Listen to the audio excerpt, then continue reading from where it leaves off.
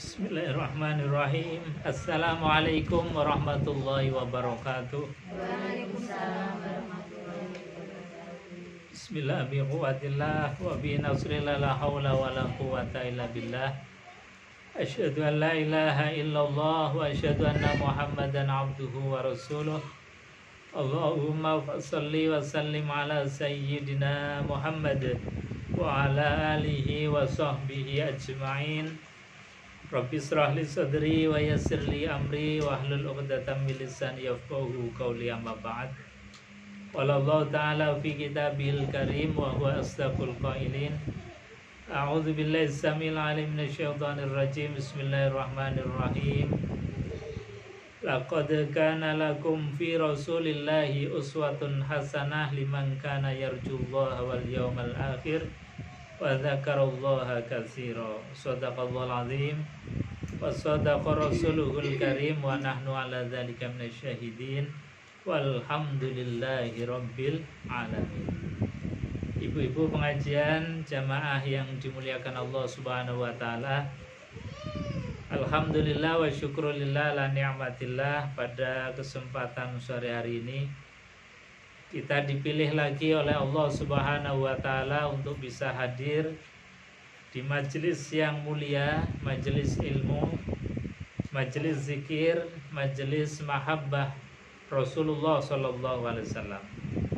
Mudah-mudahan hadirnya kita di tempat yang mulia ini dicatat oleh Allah sebagai amal soleh dan akan diberikan pahala ganjaran surganya Allah. Amin Allahumma amin. Jamaah ibu-ibu pengajian yang dimuliakan Allah Subhanahu wa taala, alhamdulillah pada sore hari ini kita bisa hadir kembali ini karena rahmat, berkat dan taufik hidayah dari Allah Subhanahu wa taala. Apalagi ini di bulan Rabiul Awal, bulan Maulid, bulan di mana baginda Rasulullah sallallahu alaihi wasallam itu dilahirkan. Ini kata Allah dalam Al-Qur'an, "Qul bi fadlillah wa bi rahmatihi fabidzalika falyafrahu." Katakan wahai Muhammad, disebabkan karena nikmatnya Allah dan disebabkan karena rahmatnya Allah.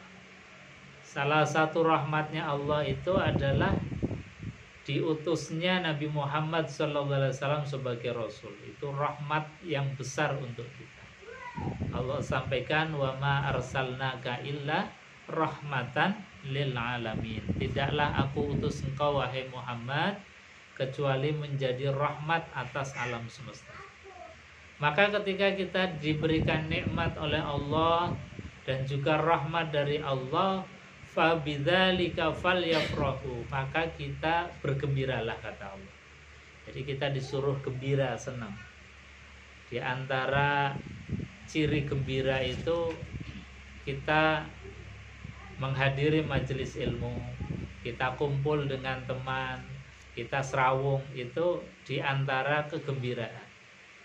Soalnya biasanya kalau orang lagi sumpek, lagi susah itu mau kumpul sama teman saja susah. Mau kumpul ketemu sama tetangga rasanya juga aras-arasan, apalagi ngaji. Kalau ngaji itu pas lagi hatinya sumpek, itu mau ngaji rasanya berat banget. Karena apa? Gandulannya setan itu luar biasa. Kita hadir di majelis ilmu karena hati kita sedang gembira, hati kita sedang senang. Ini diantara bentuk farih gembiranya kita. Lebih-lebih kita menghadapi bulan Rabiul Awal atau kita menjelang Maulid Rasulullah Sallallahu Alaihi Wasallam. Makanya mari kita memperbanyak sholawat kepada beliau. Kita membaca sholawat tibil qulub bersama-sama. Allahumma salli ala sayyidina Muhammadin tibbil qulubi wa dawaiha wa afiyatil abdani wa shifaiha wa nuril absari وضيائها وعلى آله وصحبه وسلم اللهم صل على سيدنا محمد طب القلوب ودواعيها وعافية الأبدان وشفائها ونور الأبصار وضيائها وعلى آله وصحبه وسلم اللهم صل على سيدنا محمد طب القلوب ودواعيها وعافية الأبدان وشفائها ونور الأبصار وضيائها وعلى آله وصحبه wasallim. Ibu-ibu jamaah pengajian yang dimuliakan Allah Subhanahu wa taala, di dalam kitab Al-Barzanji, kitab yang sering kita baca ketika membaca Maulid Nabi sallallahu alaihi wasallam, biasanya di masjid-masjid, musola-musola. Kalau bulan Maulid ini diantara yang dibaca adalah Al-Barzanji. Dalam Al-Barzanji disebutkan al-jannatu wa na'imuha sa'dul liman yusalli wa yusallim wa yubarik alaihi. Al-jannatu yaitu surganya Allah. Wa na'imuha dan kenikmatan surga. Kenikmatan surga itu macam-macam. Tidak terhingga, tidak terbayangkan oleh kita. Itulah nikmat surga. Kalau di dalam Quran itu surga yang mengalir di bawahnya sungai-sungai.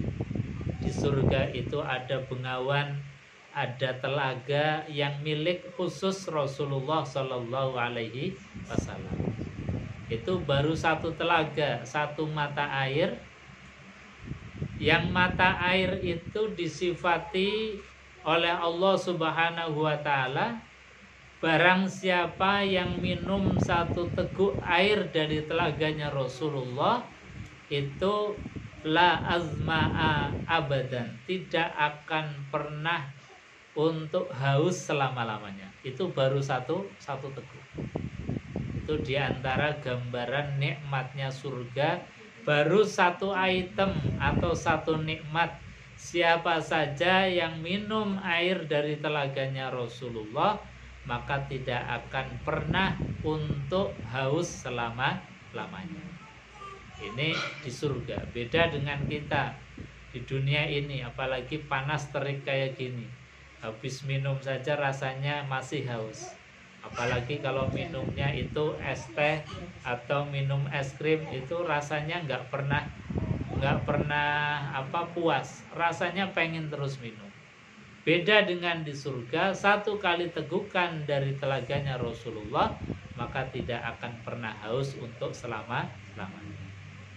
Nah, telaganya Rasulullah Sallallahu Alaihi Wasallam itu diperuntukkan untuk siapa? Al-jannatu wa na'imuha, surga dan kenikmatannya itu lima yusalli wa yusallim wa yubarik ali, diperuntukkan untuk orang-orang yang ahli sholawat kepada Rasulullah. Jadi kalau kita itu sering-sering bersolawat kepada Rasulullah, di antara hadiahnya itu dikasih air minum dari telaganya Rasulullah. Makanya kita sering-sering bersolawat. Ini keutamaan daripada sholawat kepada Rasulullah sallallahu alaihi wasallam. Keutamaan sholawat yang lain, kata baginda Rasulullah sallallahu alaihi wasallam, di samping tadi surga dan kenikmatannya diberikan lima yusolli, bagi orang yang membaca sholawat kepada Rasul. Yang kedua, bahwa orang yang membaca sholawat kepada Rasulullah itu terbebas daripada kesyirikan, terbebas daripada menyekutukan Allah Subhanahu wa ta'ala. Artinya apa? Sehebat-hebatnya Rasulullah SAW itu tetap diposisikan sebagai Abdullah, hambanya Allah, wa rasuluhu, dan utusannya Allah. Tidak seperti misalnya Nabi Isa alaihissalatu wassalam.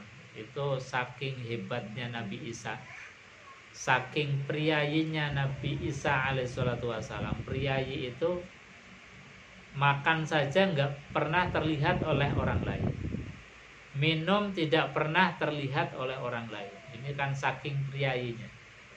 Kalau kita kan minum ya kadang bareng-bareng, kadang berjamaah, kadang di warung, kadang di mana saja. Ini makannya kita. Apalagi kalau pas musim kondangan, musim ada orang mantu, ya undangan, kita makan di sana. Banyak orang yang lihat. Tapi Nabiullah Isa alaihissalatu wassalam itu makan saja saking priayinya itu tidak pernah terlihat oleh orang lain.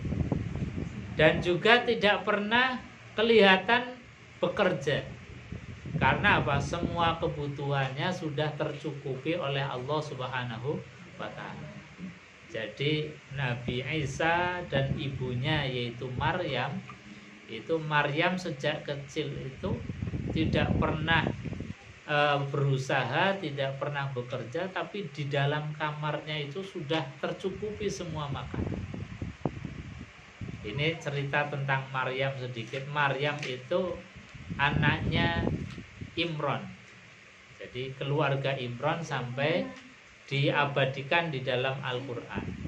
Di Quran itu ada satu surat namanya Ali Imron. Imron itu punya anak namanya Maryam. Dan Maryam ini sejak kecil dititipkan kepada pamannya, yaitu Nabi Zakaria. Ketika Nabi Zakaria itu setiap kali masuk ke dalam kamarnya Maryam, falamma dakhala 'alaiha Zakariyal mihraba wajada 'indaha rizqa. Setiap kali pamannya yaitu Nabi Zakaria masuk ke mihrab, ke kamarnya Maryam, itu sudah tersedia semua makanan. Buah-buahan tidak pernah kurang. Makan, minum itu tercukupi. Ini Maryam.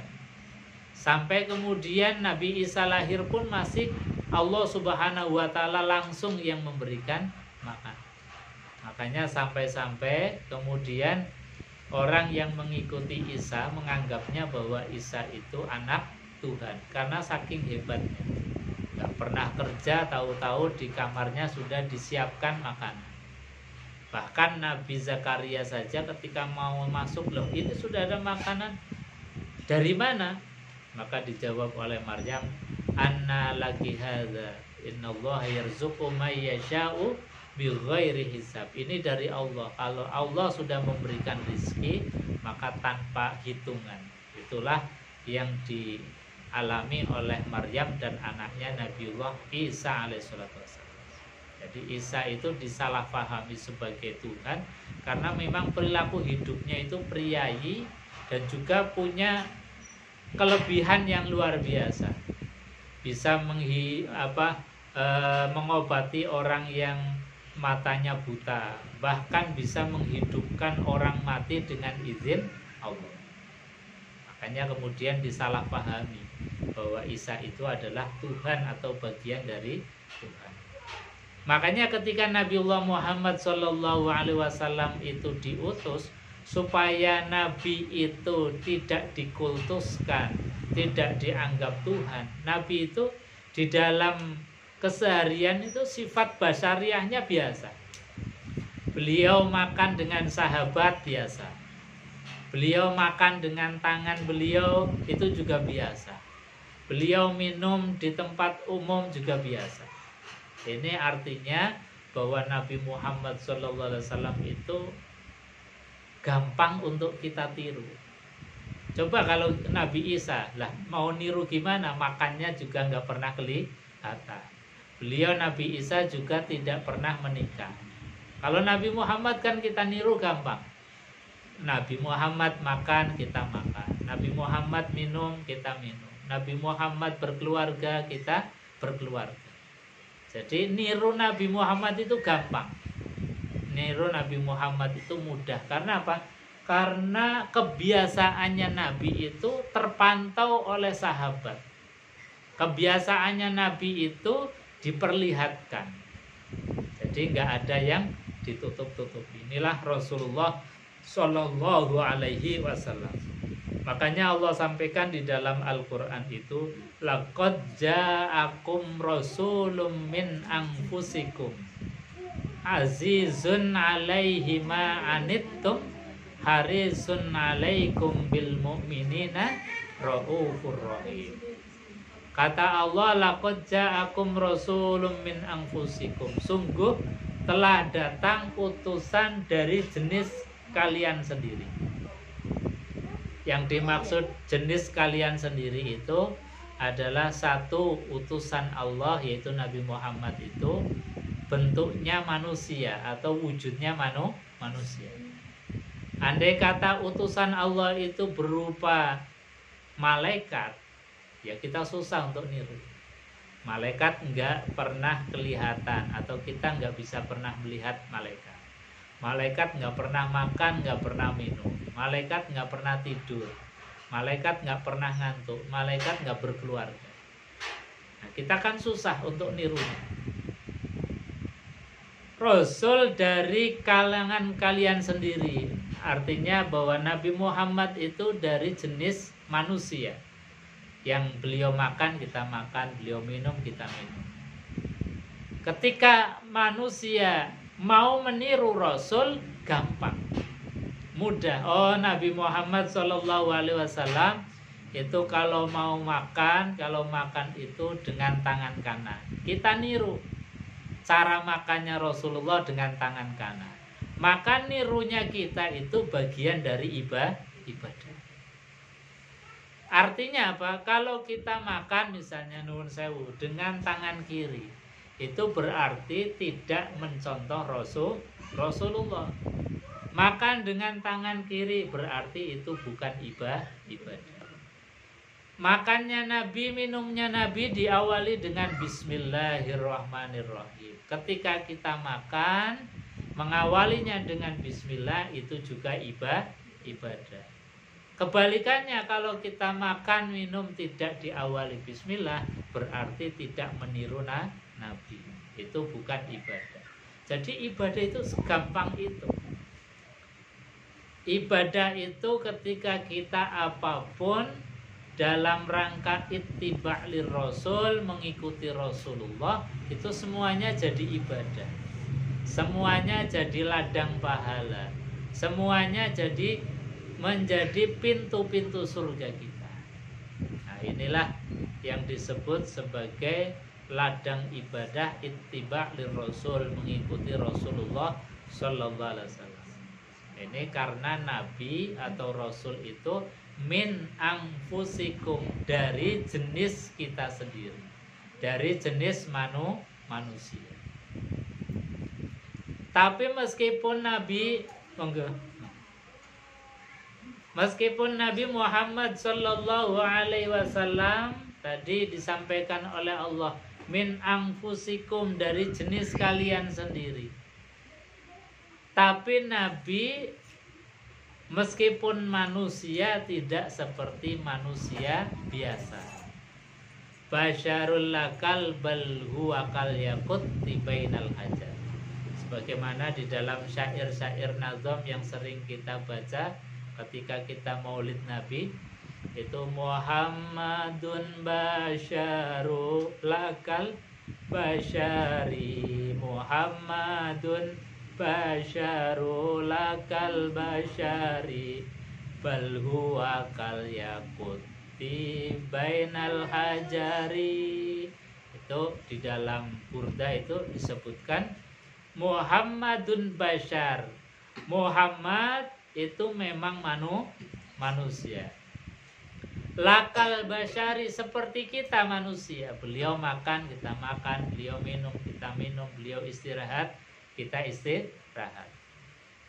Tapi meskipun sama-sama manusia, nilainya beda, kualitasnya beda. Bal huwa kal yaquti bainal hajari. Itu bandingannya seperti batu yakut permata yang begitu mahal dibandingkan dengan batu kali biasa.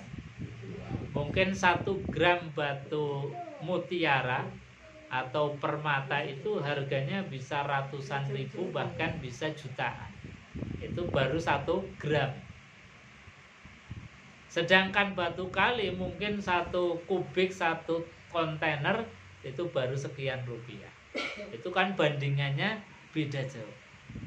Artinya apa? Sama-sama manusia, tapi Nabi Muhammad SAW adalah bal huwa kal yaqut bainal hajar.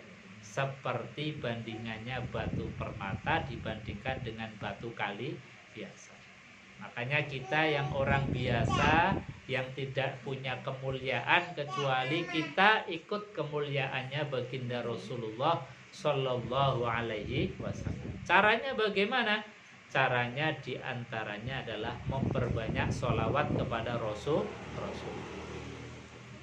Maka disampaikan di dalam Al-Barzanji, al-jannatu wa na'imuha sa'dul liman yusalli wa yusallim wa yubarik alaih. Al-jannatu yaitu surga, wa na'imuha dan kenikmatan surga, sa'dun diberikan, lima yusalli bagi orang-orang yang bersolawat, wa yusallim wa yubarik alaih dan mendoakan keselamatan dan keberkahan kepada Rasul. Ini kadang-kadang ada orang tanya, wahai Ustadz, gimana?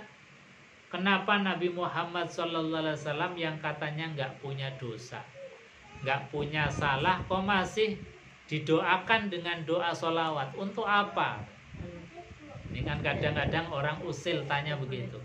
Kenapa, ngapain kita harus bersolawat kepada Nabi? Wong Nabi itu maksum, Nabi itu tidak punya dosa. Makanya para ulama kemudian ngasih penjelasan, Nabi itu maksum, Nabi itu bersih daripada salah dan dosa. Itu bagaikan kita mengisi 1 gelas dengan air full. Itulah Rasulullah.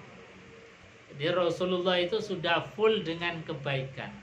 Maka ketika kita isi kembali dengan sholawat untuk beliau, itu sebetulnya air yang kita tuangkan ke gelas, doa sholawat yang kita berikan kepada Rasulullah itu bukan untuk Rasulullah, tapi sholawat itu akan meluber untuk kita yang memberikan sholawat.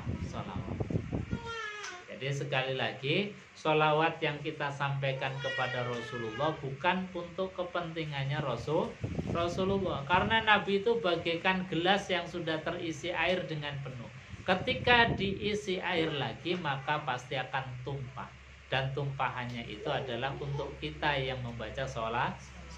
Semakin banyak tumpahan air yang kita kucur ke dalam gelas, maka semakin banyak yang kita dapatkan dari tumpahannya Rasulullah.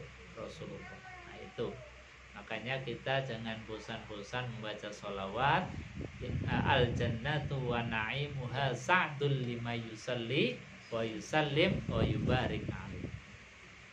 Jamaah ibu-ibu pengajian yang dimuliakan Allah. Yang kedua tadi, bahwa dengan kita bersolawat kepada Rasulullah itu berarti kita dihindarkan dari kesyirikan. Kita tidak mungkin menuhankan Nabi Muhammad.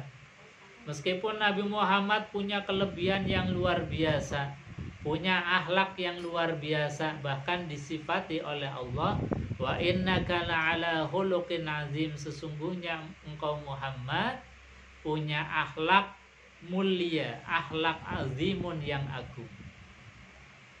Tapi meskipun Nabi itu akhlaknya mulia, agung, tidak sampai kita sebagai umatnya menuhankan Nabi Muhammad.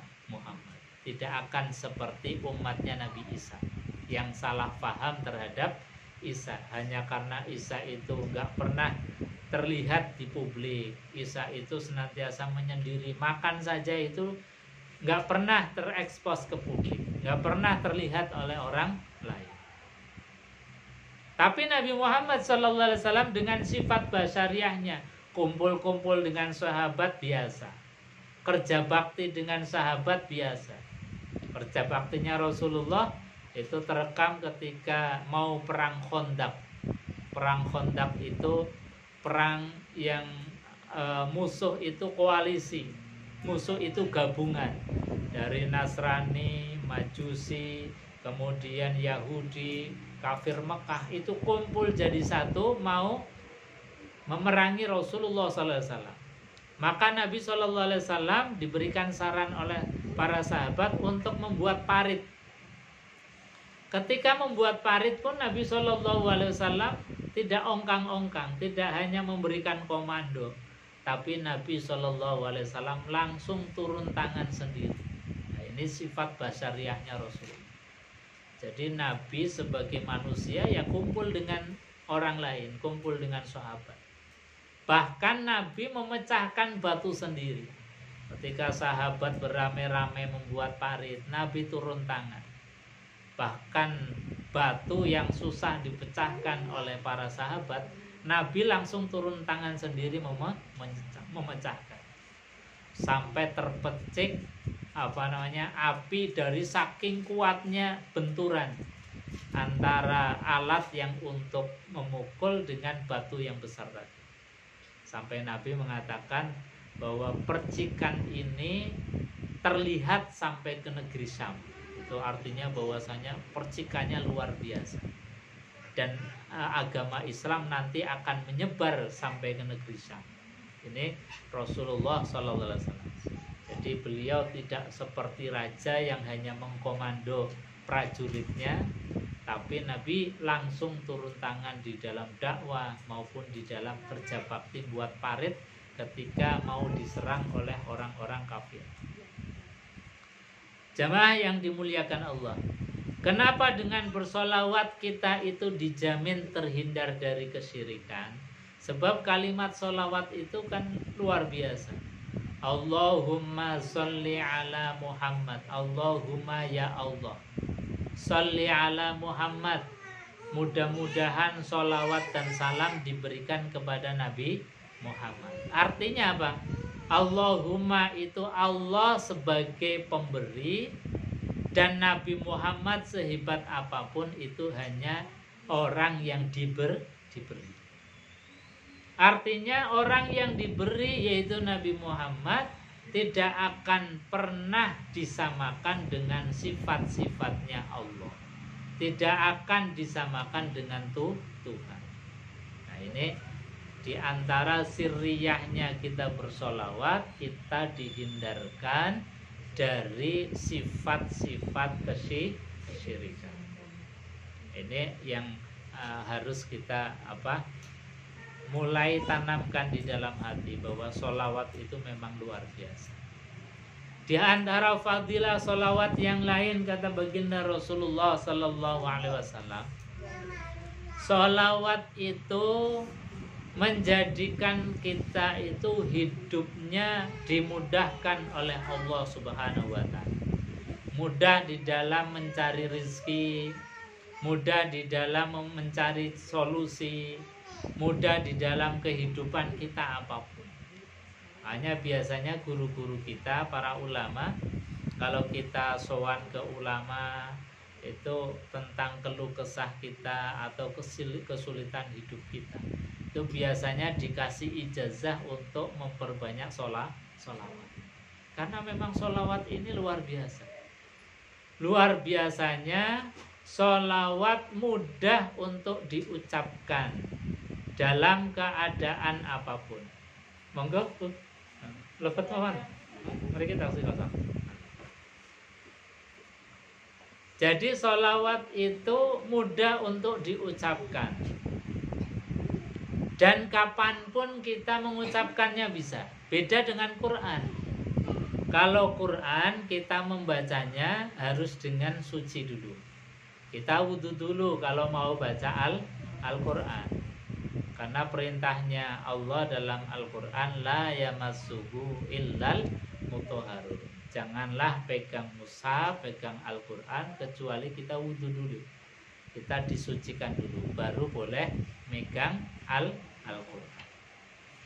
Al-Quran itu juga dibaca di tempat-tempat yang memang khusus. Tidak boleh kemudian kita di tempat-tempat yang misalnya kotor dan sebagainya, tidak boleh. Beda dengan sholawat. Sholawat itu kita baca kapanpun bisa. Ibu-ibu lagi datang bulan, kita bersolawat bisa. Tidak ada larangan. Kita mau bersolawat sambil jalan bisa. Kita bersolawat habis sholat bisa. Kita bersolawat sambil masak juga boleh. Artinya apa? Bersolawat itu punya kelebihan yang tidak dimiliki oleh ibadah-ibadah yang lain. Ini kelebihannya sholawat. Makanya untuk jalbur rizki, menarik rizki itu mudah. Untuk memberikan solusi dari kehidupan kita itu juga luar biasa. Ini memperbanyak sholawat kepada Rasulullah Sallallahu Alaihi Wasallam. Jadi Nabi itu memang spesial. Spesialnya dengan menyebut nama Rasulullah Sallallahu Alaihi Wasallam, kita hidupnya dimudahkan. Bahkan nama Rasulullah Sallallahu Alaihi Wasallam itu istimewa. Istimewanya satu yang ngasih nama Allah Subhanahu Wa Taala sendiri. Jadi namanya Muhammad. Muhammad itu artinya orang yang mulia. Bahkan kalau musuh mau memanggil pun pasti Muhammad. Wahai orang yang mulia. Sampai-sampai Abu Lahab, Abu Jahal itu saking bingungnya. Ketika marahan dan benci dengan Muhammad, itu nggak bisa kecuali ya tetap memanggilnya Muhammad. Itu diantara sirriyahnya nama Muhammad. Nama Muhammad kemuliaannya adalah selalu disandingkan dengan Ismullah, namanya Allah Subhanahu wa Ta'ala. Kita bersyahadat menyaksikan Allah atau mempersaksikan Allah, juga mempersaksikan Rasulullah. Syahadat yang kita baca, asyhadu alla ilaha illallah wa asyhadu anna Muhammadar Rasulullah. Setiap kali nama Allah disebut, maka nama Rasulullah sallallahu alaihi wasallam juga disebut. Dalam sholat kita menyebut Allah, juga menyebut Rasulullah. Dalam azan menyebut nama Allah, juga menyebut nama Rasulullah.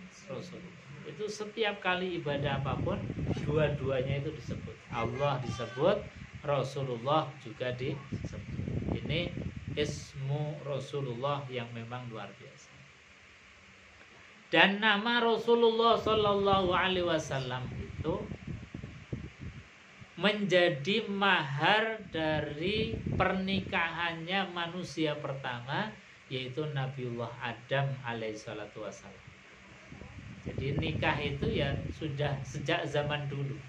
Sejak zaman Nabiullah Adam mau menikah dengan Ibunda Hawa, itu sudah ada prosesi nikah.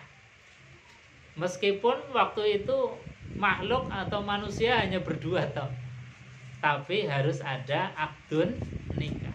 Jadi nikah itu sebetulnya ibadah yang memang sejak zaman dulu, sejak Nabiullah Adam alaihissalatu wassalam. Jadi tidak asal selonang-selonong, asal senang kemudian berhubungan, tidak. Harus ada akadnya dulu. Ketika Nabiullah Adam alaihissalatu wassalam meminang dan menikahi Hawa, yang menjadi maharnya adalah kalimat ismu Rasulullah sallallahu alaihi wasallam. Kalimat syahadat asyhadu alla ilaha illallah wa asyhadu anna Muhammadar Rasul. Jadi memang Nabi Muhammad itu luar biasa. Orangnya belum dicipta, namanya sudah ada. Namanya sudah diciptakan oleh Allah, menjadi syahadat. Jadi ibadah yang namanya nikah itu sejak zaman dulu Nabi Adam alaihissalatu wassalam itu terjaga sampai dengan Nabi Muhammad sallallahu alaihi wasallam. Maka di dalam Al-Barzanji ini disebutkan di antara sifat kemuliaannya Rasulullah, dan memang Allah menjaga betul kemuliaannya Rasulullah. Ini disebutkan hafizal ilahu karomata li Muhammadin aba'ahul amjada saunal ismi.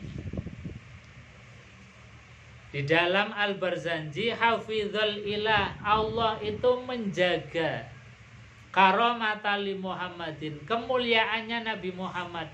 Di antara menjaga kemuliaannya Nabi Muhammad itu dengan cara apa? Taroku sifah falam yusibhum aruhu. Semua nenek kakek neneknya Nabi Muhammad itu terjaga dari sifat sifah. Sifat sifah itu adalah perzinahan. Ini kakek nenek moyangnya Nabi Muhammad, dari mulai bapaknya Abdullah, ibunya Aminah, sampai dengan Nabiullah Adam, itu tidak ada satupun pasangan dari keturunannya Nabi Muhammad, kakek nenek moyang Nabi Muhammad, yang berbuat zina. Ini dalam ketika kita baca Al-Barzanji itu ada kalimat hafizul ilahu karomata li Muhammadin aba'ahul amjada saunal ismi taroku sifah. Semuanya meninggalkan asifah, yaitu perbuatan zina. Falam yusibhum aruhu min adami wa ila abihi wa ummihi. Dari Nabiullah Adam alaihissalatu wassalam sampai dengan bapak dan ibunya Nabi Muhammad, itu semuanya steril, terjaga dari sifat zina. Makanya Nabi Adam itu meskipun hanya berdua, itu tetap melakukan proses yang namanya akdun nikah. Bahkan maharnya itu adalah kalimat tauhid, nama Rasulullah Sallallahu Alaihi Wasallam. Ini mahar terhebat, mahar yang luar biasa. Karena apa? Mahar itu ketika Nabi Adam mau menjadikan kalimat itu menjadi mahar, itu kalimat ada di pintu surga. Makanya Nabi Adam kemudian matur kepada Allah, ya Allah, saya pengen kalimat yang ada di pintu surga itu sebagai mahar. Itu kalimat yang luar biasa. Jadi ini menunjukkan bahwasanya min adami wa ila abihi wa ummihi, sejak Nabi Adam sampai dengan bapak dan ibunya Nabi Muhammad itu terjaga dari perbuatan zina. Ini mulianya Rasulullah Sallallahu Alaihi Wasallam. Hadirin ibu-ibu jamaah yang dimuliakan Allah Subhanahu Wa Taala, itu diantara sekelumit tentang bagaimana kita supaya lebih bangga, lebih punya rasa kesenangan batin. Kita punya Nabi, punya ikutan, punya contoh Rasulullah Sallallahu Alaihi Wasallam. Sehingga ketika kita bersolawat itu jadi semangat. Karena apa? Kenal betul dengan Nabi, dekat betul dengan Nabi. Dan kita juga harus perbanyak untuk belajar supaya kita lebih detail kenal dengan Rasulullah. Rasulullah seperti apa sih? Kita harus belajar, banyak ngaji, banyak mengkaji, banyak mencari tahu ini tentang Rasulullah.